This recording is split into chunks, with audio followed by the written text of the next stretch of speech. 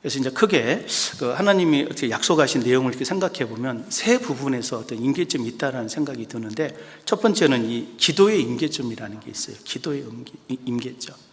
기도도 이게 그냥 한 번에 이루어지는 게 아니에요. 우리가 이 여리고성의 사건을 잘 아시죠? 그 여리고성의 모습을 보면 내가 기도를 어떻게 해야 되겠냐라고 하는 것에 대한 이 교훈을 얻을 수가 있습니다.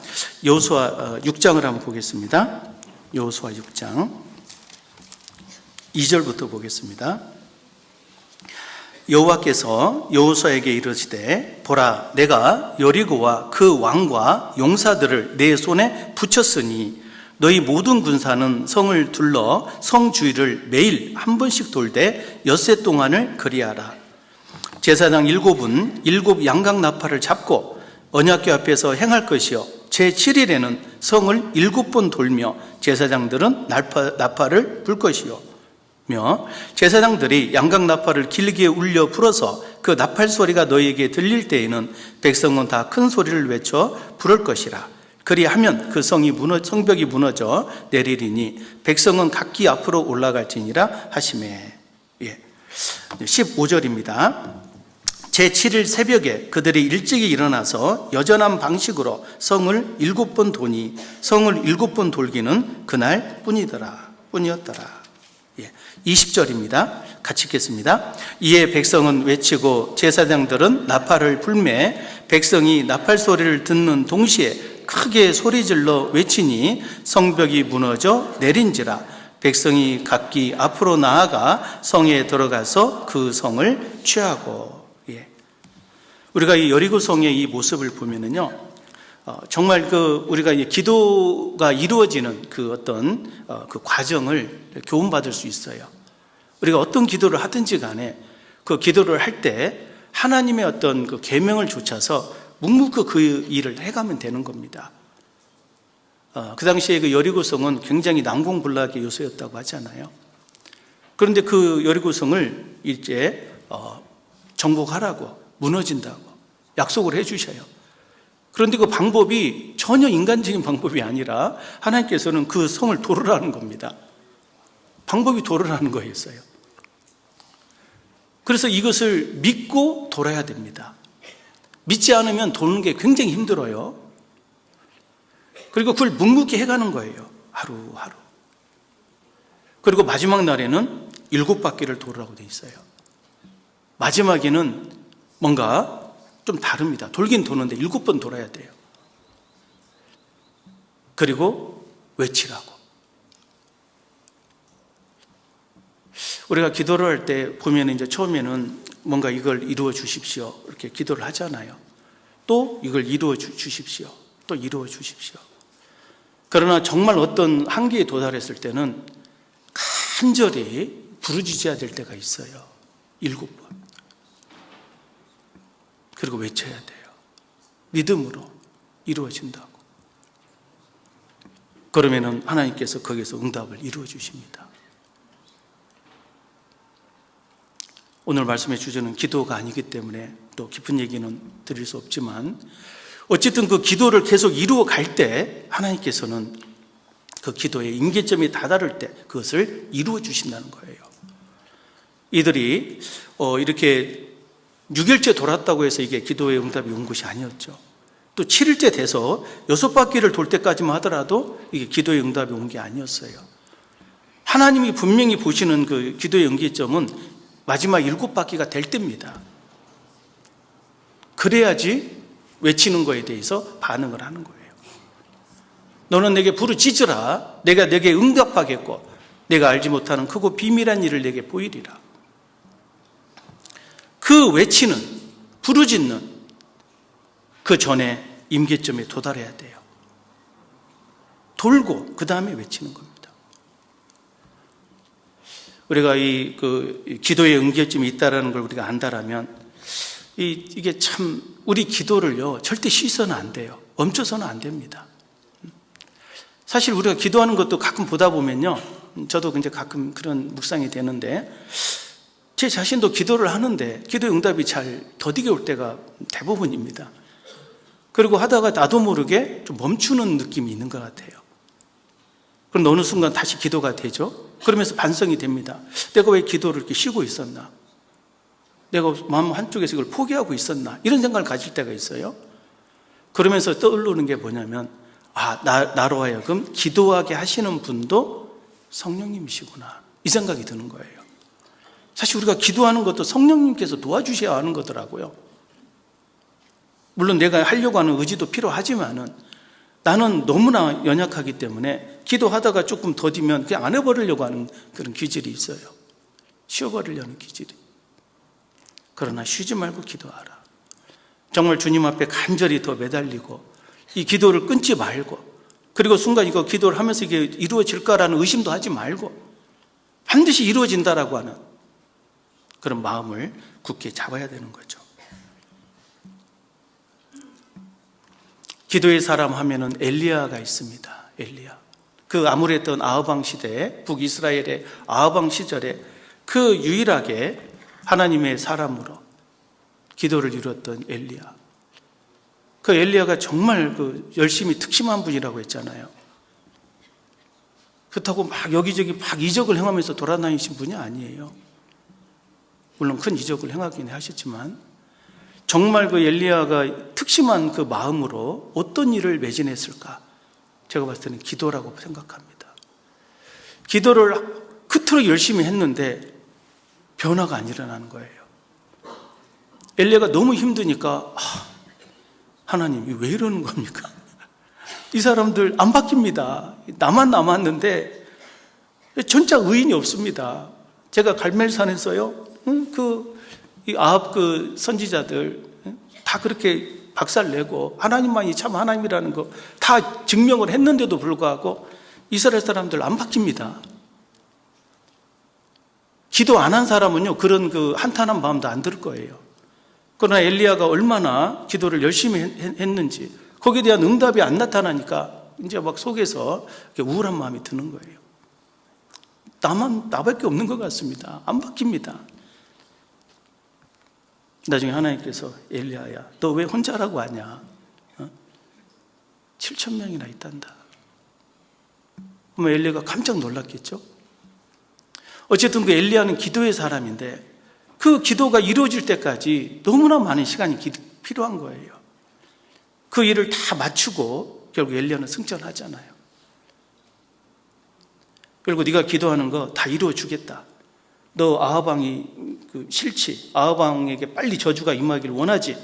너 예후에게 안수해라. 예후가 일어나서 다 박살내버릴 거다. 그리고 네가 진짜 힘들구나. 좋아, 네 일을 대신할 엘리사를 안수해라. 엘리사를 통해 내가 그 일을 계속 이루어가겠다. 하나님이 엘리야의 기도를 다 들어주셔요. 비가 오지 않아서 이렇게 힘들었을 때 엘리야가 기도합니다. 그때 기도의 응답이 딱 이루어지는 순간이 있었어요. 바로 7번 기도할 때 열왕기상을 한번 보겠습니다. 열왕기상 18장입니다. 41절부터 보겠습니다. 열왕기상 18장 41절. 엘리야가 아합에게 이르되 올라가서 먹고 마시소서, 큰 비의 소리가 있나이다. 아합이 먹고 마시러 올라가니라. 엘리야가 갈멜산 꼭대기에 올라가서 땅에 꿇어 엎드려 그 얼굴을 무릎 사이에 넣고 그 상원에게 이르되 올라가 바다편을 바라보라. 저가 올라가 바라보고 구하되 아무것도 없나이다. 가로되 7번까지 다시 가라. 7번째 이르러서는 저가 구하되 바다에서 사람의 손바닥만한 작은 구름이 일어나나이다. 가로되 올라가라. 올라가 아합에게 구하기를 비에 막히지 아니하도록 마차를 갖추고 내려가소서 하라 하니라. 조금 후에 구름과 바람이 일어나고 하늘이 캄캄하여지며 큰 비가 내리는지라. 아합이 마차를 타고 이스라엘로 가니 여호와의 능력이 엘리야에게 임하매 저가 허리를 동이고 이스라엘로 들어가는 곳까지 아합 앞에서 달려갔더라. 자, 이 가뭄이 그치는 모습을 이제 딱 보여주는데 여기서도 여러 가지 교훈이 있잖아요. 여기 보면은 이제 엘리야가 비가 내린다는 것을 아합에게 얘기해요. 아합이 이제 이루어질까 하면서 이제 그냥 올라가죠. 그러면서 이제 엘리야는 뒤에 남아서 갈멜살 꼭대기에서 기도를 합니다. 기도를 할 때도 땅에 꿇어 엎드리라고 되어 있죠. 그리고 그 얼굴을 무릎 사이에 대고 넣고, 이거 한번 생각해 보세요. 기도의 모습이 어떤 모습인지를. 책상에 앉아서 하는 기도입니까? 아니면 침대에 누워서 하는 기도입니까? 땅에 엎드리는 모습이에요.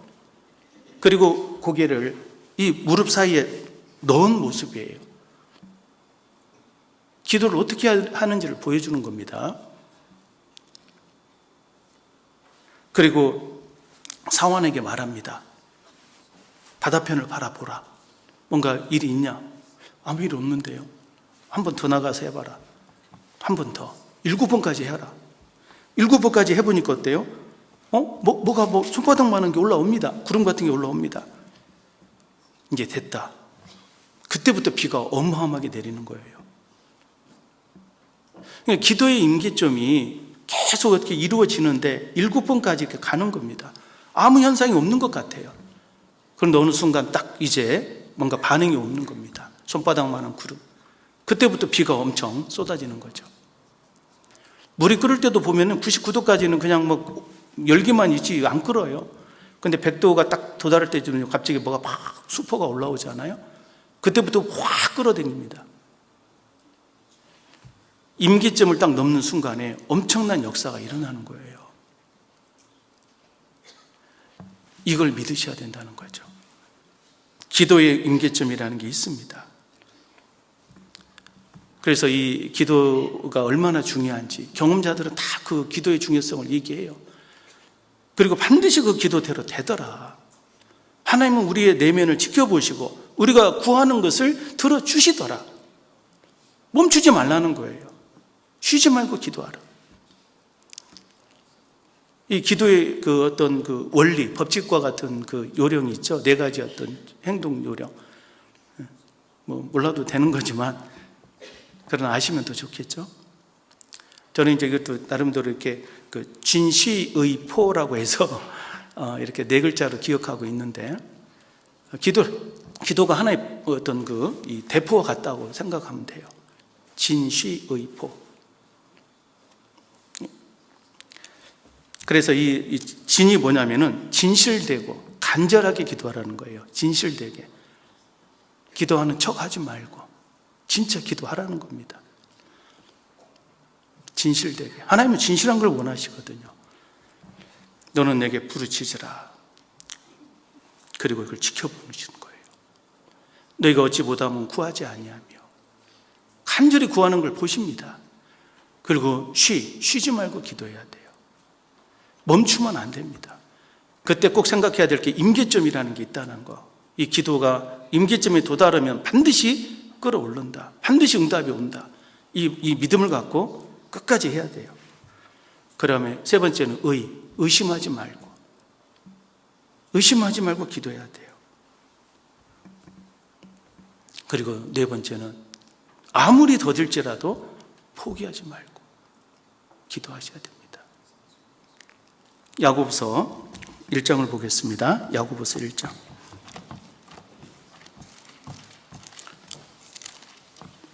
야고보서 1장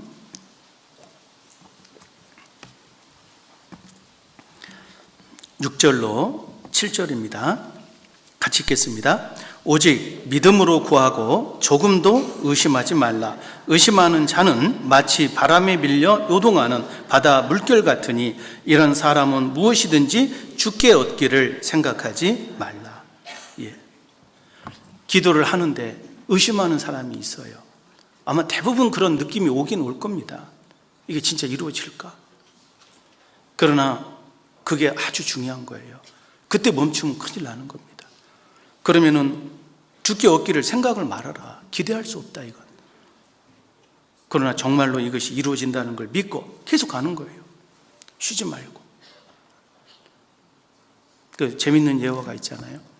어떤 사람이 이제 그 배를 타고 가다가 반지를 떨어뜨렸답니다. 그래서 그 진주 반지를 이제 이렇게 찾으려고 하는데 방법이 없잖아요. 그러니까 이제 이거 생각하다가 어떻게 생각나는 것은 이 바닷물을 이제 퍼내기 시작했던 겁니다. 그냥 계속 퍼내고 있었대요. 막 주구장창. 그러니까 이제 지나가는 거북이가 지나가다 보고, 당신이 뭐 하는 겁니까? 이 바닷물 푸고 있다고. 왜 그러냐고. 지금 진주 반지를 이렇게 떨어뜨렸는데 그걸 좀 찾아야 되겠다고. 근데 언제까지 할 거냐고. 이 바닷물 더 없어질 때까지 하겠다고. 이 거북이가 놀래가지고 바닷속에 들어가가지고 진주 반지를 가져다가 줬답니다. 우스갯소리 같은데 실제 그런 일이 있을 수 있거든요. 거북이도 해줄 수 있다는데 하나님 안 해주시겠어요? 해주십시오, 주님. 약속이 돼 있거든요. 무엇이든지 원하는 대로 구하라. 내 말이 너희 안에 있고 너희가 내 안에 있다면 무엇이든지 원하는 대로 구하라. 말씀이 약속이 돼 있잖아요. 이 우주를 다 없애고라도 이루어 주십시오. 그게 있으면 하시면 돼요. 그 임계점이 어디까지 가야 될지 모르겠지만 어쨌든 하면 됩니다. 하나님께서는 그걸 결코 헛되다고 하지 않을 거예요. 하나님의 말씀, 하나님의 뜻이 우리 속에 있고 이게 틀림없이 하나님의 뜻이라면 그대로 하면 되는 거예요. 왜 그걸 하지도 않고 안 된다고 생각하고 포기합니까? 해보기는 하셨습니까? 이 기도의 연기점이 있고 그것이 이루어진다는 것을 꼭 마음에 기억해야 되겠습니다. 또 두 번째 우리가 생각해야 될 것은 이 순종의 임계점이라는 게 있어요. 순종. 우리가 하나님의 계명을 이루어가는 거죠. 근데 이루어가는데 이게 잘 이루어지지 않아요. 그 복이 안 이루어지는 거죠. 우리가 이제 하나님께서 우리에게 정하신 길이 딱 그 네 종류가 있잖아요. 생명과 사망과 복과 저주라고 하는 길이 있어요. 생명의 길과 사망의 길이 있고 그리고 복의 길과 저주의 길이 있는 거예요.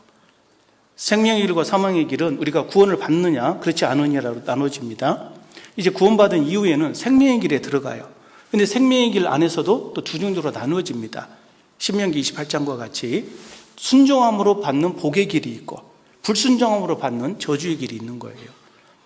거기서 말하는 저주는 구원 안 받은 사람에게 얘기하는 게 아닙니다. 구원 안 받은 사람이 이미 사망의 길이 있기 때문에 자체가 저주예요. 그러나 구원 받았다고 하는 사람이 순종을 하느냐 불순종을 하느냐에 따라서 그 길이 나눠진다니까요. 우리가 구원받은 이후에 이제 순종의 길을 따라서 복을 받아야 되는 것이 우리에게 주어진 그 신앙의 여정인데 이 복을 받지 못하는 사람이 있어요. 그 순종을 하다가 멈추는 겁니다. 나중에 돌아서요. 이게 불순종이거든요. 이 순종의 임계점이라는 게 있어요. 그건 기다림이라는 단어와 연결되죠. 이 순종의 임계점을 생각할 때 우리가 첫 번째로 떠올릴 수 있는 분이 바로 아브라함입니다. 아브라함 하면은 진짜 순종의 대명사예요. 근데 아브라함의 삶을 이렇게 묵상해 보면은 진짜 아브라함은 너무나 오랜 기간을 기다린 사람이라는 걸 알 수 있어요. 사도행전 7장에 보면은 아브라함은 갈대아 우르에 있을 때 하나님께 부름을 받습니다. 아마 청년 시절이었을 것 같아요. 뭐 결혼을 했더라도 젊은 시절이었겠죠. 그래서 이제 갈대아 우르를 떠나서 가나안 땅으로 나아가다가 아버지랑 같이 가다 보니까 이 아버지가 갑자기 하란이라는 곳에서 정착해 버리십니다. 데라라고 하는 아버지가요. 그래서 어쩔 수 없이 아버지 밑에서 이제 살다가 그 아버지가 데라가 하란에서 죽을 때까지 기다리죠. 그래서 이제 그게 창세기 11장입니다. 그리고 이제 아버지 데라가 죽은 이후에 비로소 창세기 12장 1절에 다시 하나님께서 아브라함에게 다시 가라고 말씀하세요. 그때 하란을 떠날 때가 75세였어요. 그러니까 아브라함이 75세 때 처음 하나님의 명령을 받고 나선 게 아니었어요. 가만히 보면. 젊은 시절 갈대아 우르에 있을 때 움직였던 거예요.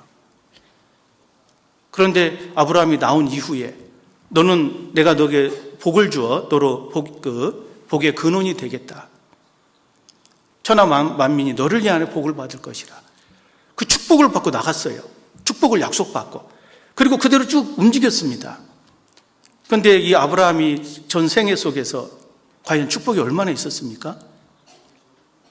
축복은커녕요 가는 곳마다 이게 살기에 전전긍긍했습니다. 생각해 보세요. 원래 아브라함이라는 이름은 그 어떤 그 집안의 어른이란 뜻이에요. 이게 가장 이런 뜻입니다. 그러니까 아마 이 아브라함이 갈대아 우르에 살 때는 약간 좀 이렇게 좀 그 금수저였을 것 같아요. 족장이란 뜻입니다. 잘 살았을 겁니다. 나중에 이제 하나님께서 아브라함으로 이름을 바꿔주죠. 열국의 아버지라는 이름으로. 아브라함이란 말은 그 어떤 집안의 어른, 아브라함은 열국의 아버지 이런 뜻입니다. 어쨌든 아브라함은 처음에는 그런 대로 잘 살았을 것으로 예측이 되는데 이제 너는 내가 지시할 땅으로 가라 해서 가다 보니까 아무것도 없는 거예요. 그리고 그때는 그 딴 사람이 이렇게 넘어오면 어때요? 막 괜히 시비 걸고 죽이려고 하잖아요. 살기 위해서 어쩔 수 없이 이제 기근 때문에 애굽으로 넘어갔고, 애굽에서 보니까 이제 바로가 막 그 아브라함의 아내를 탐내는 거예요. 어쩔 수 없이 살기 위해서 아내를 팝니다. 자기 어떤 남자에게 있어서 자기 아내를 판다라고 하는 것은 이게 마지막 자존심을 이제 버리는 거거든요. 진짜 그 존재 가치가 완전 바닥이라는 겁니다. 웬만하면은 아무리 힘들어도 아내는 안 버리거든요. 왜 웃으세요? 이게 정상입니다. 남자는. 근데 어쨌든 이게 어쩔 수 없이 살기 위해서 그 아내를 팔았던 거예요. 얼마나 힘들었겠어요. 나중에 보면은 이 블레셋 왕 두 번째 또 팔아요. 아마 하나님 앞에 이 아브라함이 막 화가 났을지도 모르겠어요. 너무 우울했을지도 모르겠어요. 하나님 복 주신다고 했잖아요. 지금 정말 주시는 게 뭡니까 도대체? 아마 좀 이상한 상상도 해봤는데요. 그 바로에게 자기 아내 이렇게 뺏기고 나서 아브라함이 그날 저녁에 어떤 마음이었을까? 요즘 드라마 보면 막 앉아가지고 이렇게 깡소주 까놓고 이렇게 아마 그렇게 한탄했을지도 모르겠어요. 물론 이건 그 어리석은 제 생각이고 믿음의 사람이었으니까 달랐겠지만 어쨌든 아브라함은 그 순간만큼은 너무 힘들었을 거예요. 실제 아브라함이 100세 될 때까지요 자식이 없었어요.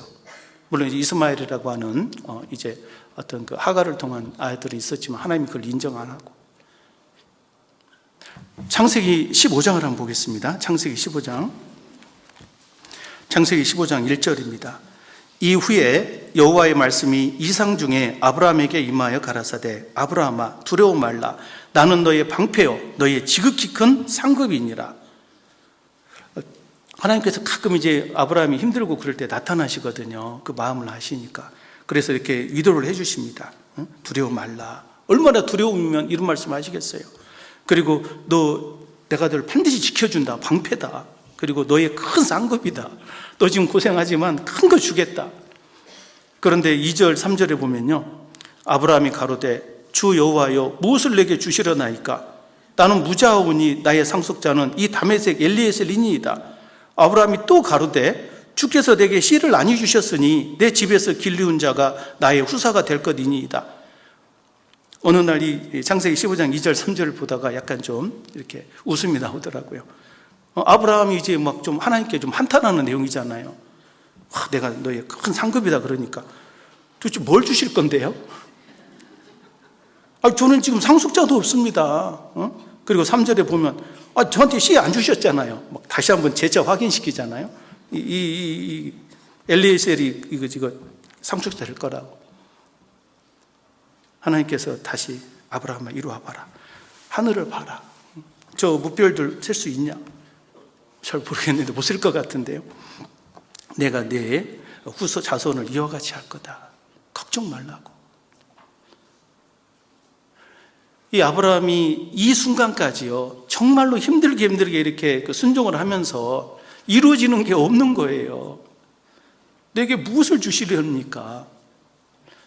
사실 아브라함은 받은 게 거의 없는 것 같아요. 진짜 이게 사실이거든요. 얼마나 마음이 이렇게 우울했을까요? 그런데 아브라함은 그 길을 묵묵히 통과했던 겁니다. 결국 100세가 됐을 때 정말로 죽은 것 같은 자기 몸, 죽은 것 같은 자기 아내 사라를 통해서 이삭이 태어나요. 그 기쁨은 컸겠죠. 그런데 갑자기 이삭이 좀 성장했을 때 다시금 하나님의 마지막 시험이 다가옵니다. 내 독자 이삭을 모리아산에서 바치라고. 너무 황당하겠죠. 아마 그 순간 아브라함의 마음은 어땠을까요? 이제 주신 게 딱 아들 하나인데 이걸 바치라는 거예요. 이해할 수 없을 겁니다. 그러나 아브라함은 진정으로 믿음의 사람, 틀림없이 이삭을 통해서 메시아를 주신다고 약속했으니까 이 이삭을 바친다 하더라도 하나님은 반드시 살리실 거다, 여기까지 생각이 미친 거죠. 그래서 그대로 순종합니다. 우리가 아브라함의 이 모습을 볼 때 이 이삭을 바치는 순간까지가 하나님 보시기에 아브라함이 축복받아야 되는 그 임계점이었던 거예요. 이삭을 바칠 때 진짜 상상할 수도 없는 모습이죠.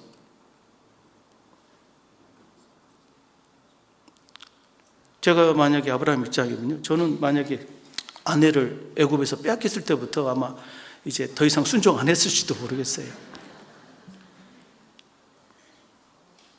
근데 아브라함은 끝까지 순종합니다. 마지막 자기 아들까지 바쳐요.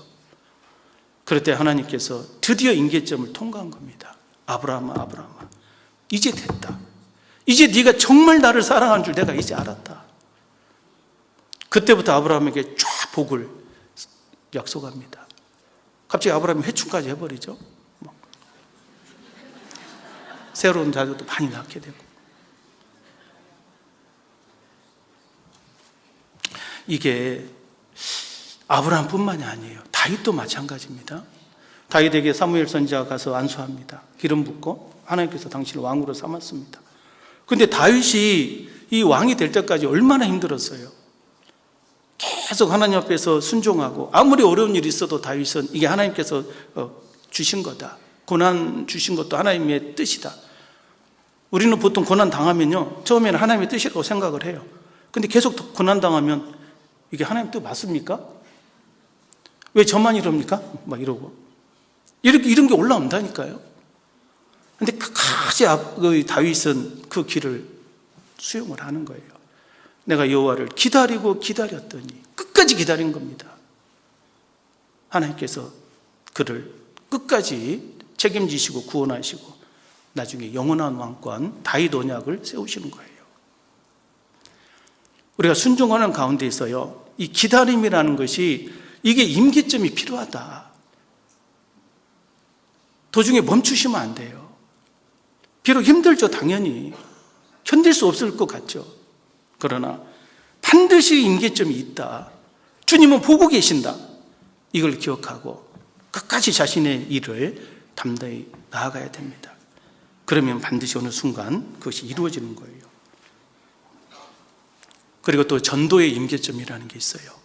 우리가 전도를 하다 보면 정말 그 가족 전도 더디게 이루어지잖아요. 어떤 분은 아직도 가족 전도가 안 이루어질 분도 계실지 모르겠어요. 그러나 우리는 그걸 멈춰서는 안 돼요. 주 예수를 믿어라. 그리하면 너와 내 집이 구원을 얻으리라. 약속이 돼 있거든요. 이건 하나님이 정해 놓은 거예요. 그걸 믿고 끝까지 그걸 나아가야 됩니다. 멈춰서는 안 돼요. 그 순서가 있거든요. 열왕기하 4장을 한번 보겠습니다. 열왕기하 4장. 열왕기하 4장 32절.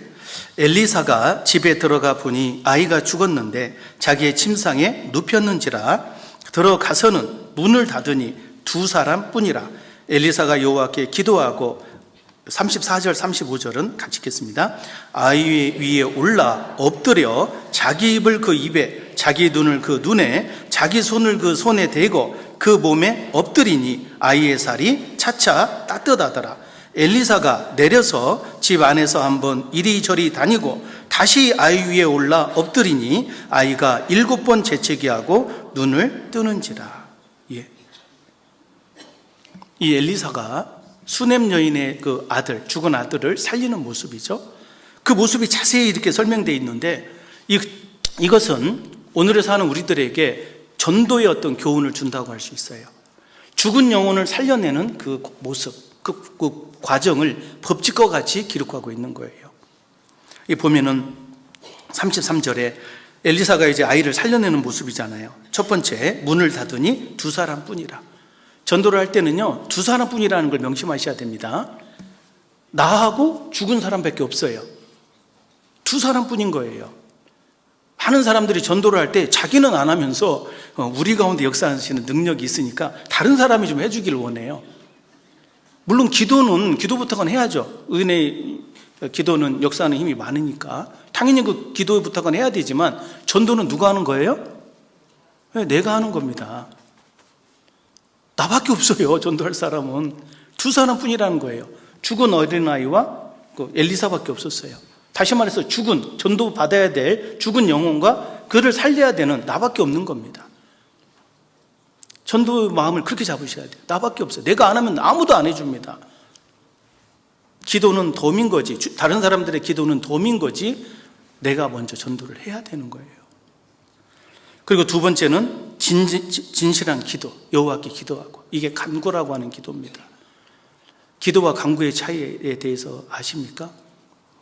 기도는 그냥 하는 게 기도고 대부분 것이 다 기도예요. 간구는 정말 죽음 앞에서 드리는 기도가 간구입니다. 우리 자매님들 혹시 간구 많이 해보셨어요?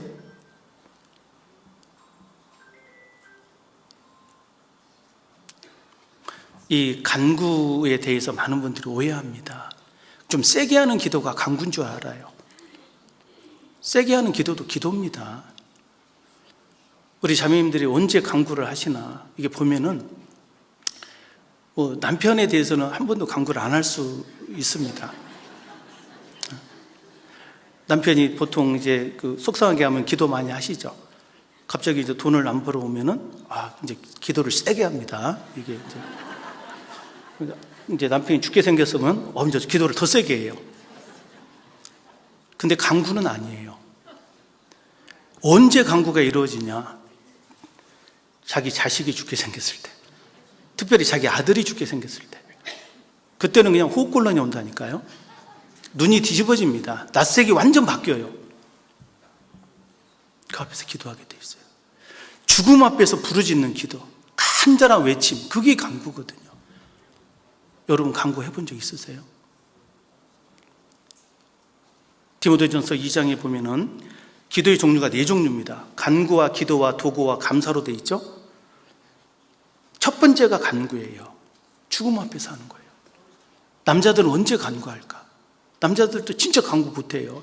좀 기도를 세게 할 정도지. 그런데 진짜 간구가 언제 되냐면 모든 것이 끝났을 때. 예를 들어서 대부분 이제 그 옛날 IMF 때 직장에서 이렇게 퇴직을 하고 완전 사업이 망해버릴 때, 이상하게 남자들은요, 자기 자식이 죽게 돼도 그렇게 간절한 간구는 안 되는 것 같아요. 그냥 병원 가면 되고, 어쩔 수 없지 뭐 대범한 척 하는데, 진짜 자기 사업이 망하고 그러면은 이제 완전 무너지는 거죠. 그 IMF 때 머리 붙들고 기도하는 분들 있잖아요. 그러니까 다르다는 거예요, 기도와 간구가. 간구는 죽음 앞에서. 잠깐 여기 잡으시고요. 시편 28편 잠깐 보겠습니다. 1절로 2절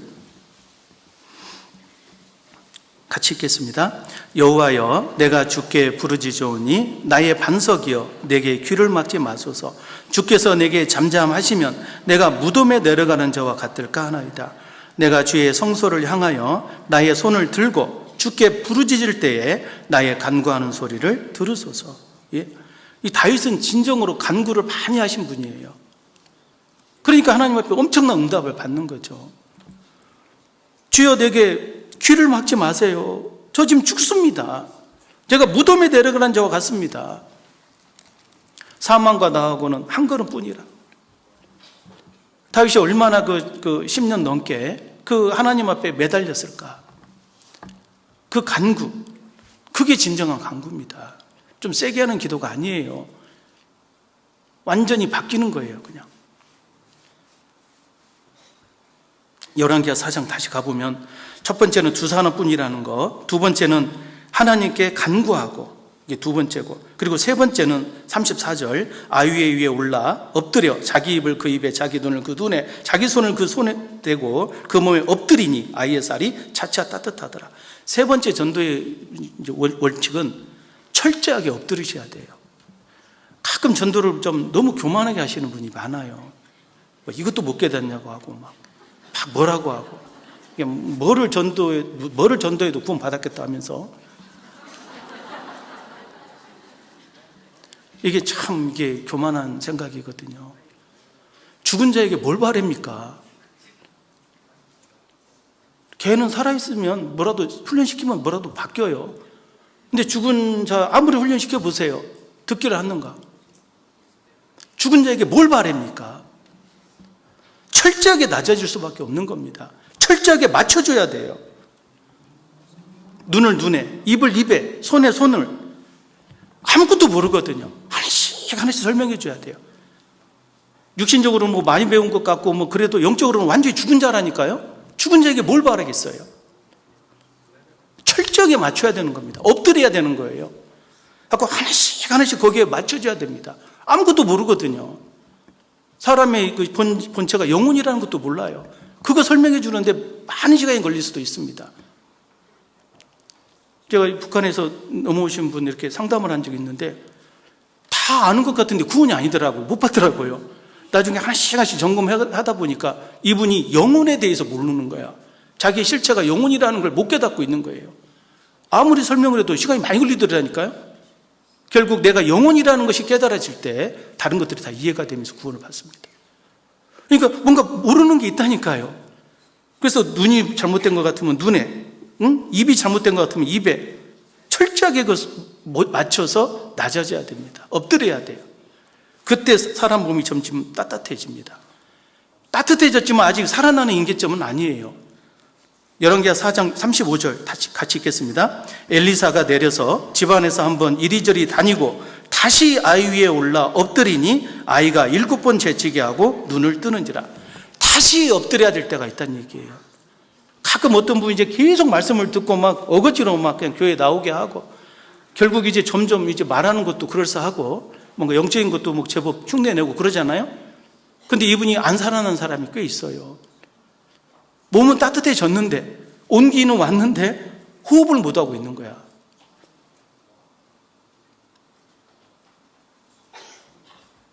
다시 엎드려야 됩니다. 그 임계점을 통과할 때 아이가 7번 재치게 하고 눈을 뜹니다. 이제부터는 스스로 호흡하는 거예요. 이 전도를 우리가 멈추지 말아야 될 게 그거예요. 전도의 어떤 그 모습이 내가 조금 기도했다고, 내가 조금 몇 번 전했다고, 매번 좀 이렇게 맞춰졌다고, 그게 다가 아닙니다.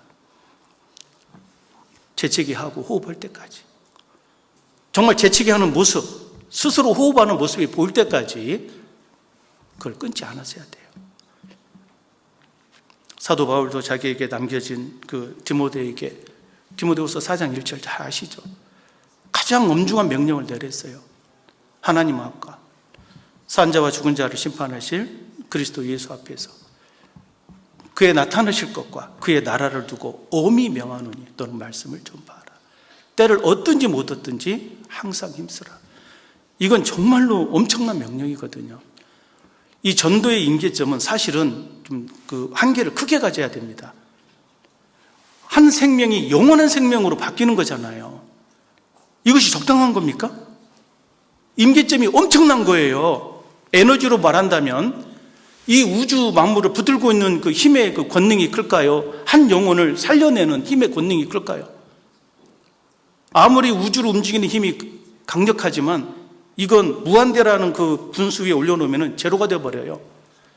그러나 영원한 생명의 가치는 무한대 위에 올려놔도 남아있어요, 가치가.